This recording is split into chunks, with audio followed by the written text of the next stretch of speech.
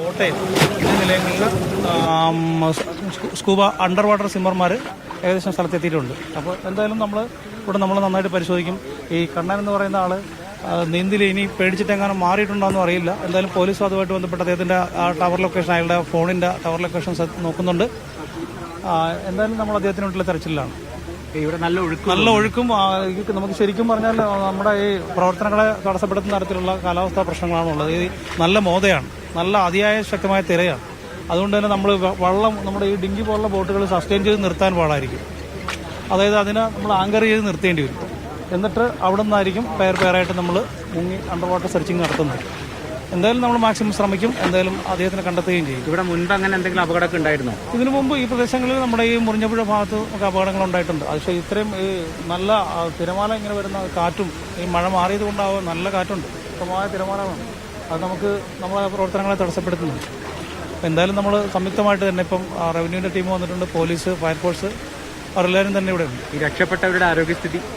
രക്ഷപ്പെട്ട ആൾക്കാരെല്ലാവരും പേടിച്ചിട്ട് ഞങ്ങളൊരു 3 പേർ ആ വടക്കേക്കരയിൽ നിന്ന് ഇങ്ങോട്ട് കൊണ്ടുവരാൻ വേണ്ടിയിട്ട് ശ്രമിച്ചിട്ട് പക്ഷേ അവർ വന്ന പോലും ഇല്ല.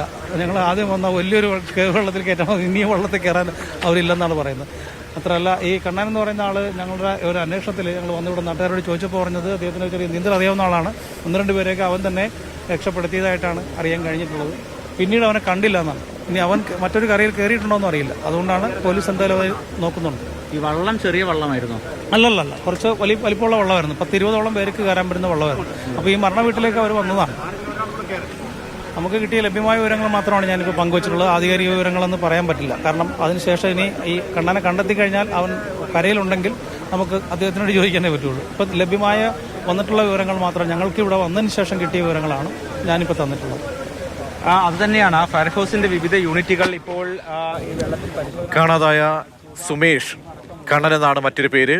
കണ്ണന് വേണ്ടിയുള്ള തിരച്ചിലാണ് ഇപ്പോൾ നടക്കുന്നത്. നമ്മൾ നേരത്തെ പ്രതികരണങ്ങളൊക്കെ തേടുമ്പോഴും ശക്തമായ കാറ്റ് പിന്നിൽ വീശിയടിക്കുന്ന നമ്മൾ കാണാൻ കഴിയുന്നു. പുഴ അത്രമേൽ പ്രക്ഷുബ്ധമായി നിൽക്കുന്നു. മുറിഞ്ഞ പുഴയുടെ ദൃശ്യങ്ങളാണ് ഇപ്പോൾ നമ്മൾ കണ്ടുകൊണ്ടിരിക്കുന്നത്. ആ പുഴയിലെ ദൃശ്യങ്ങൾ കാണുമ്പോൾ തന്നെ നമുക്കറിയാം എത്രത്തോളം ദുഷ്കരമാണ്, എത്രത്തോളം വെല്ലുവിളി നിറഞ്ഞതാണ് രക്ഷാദൗത്യം എന്നുള്ളത്.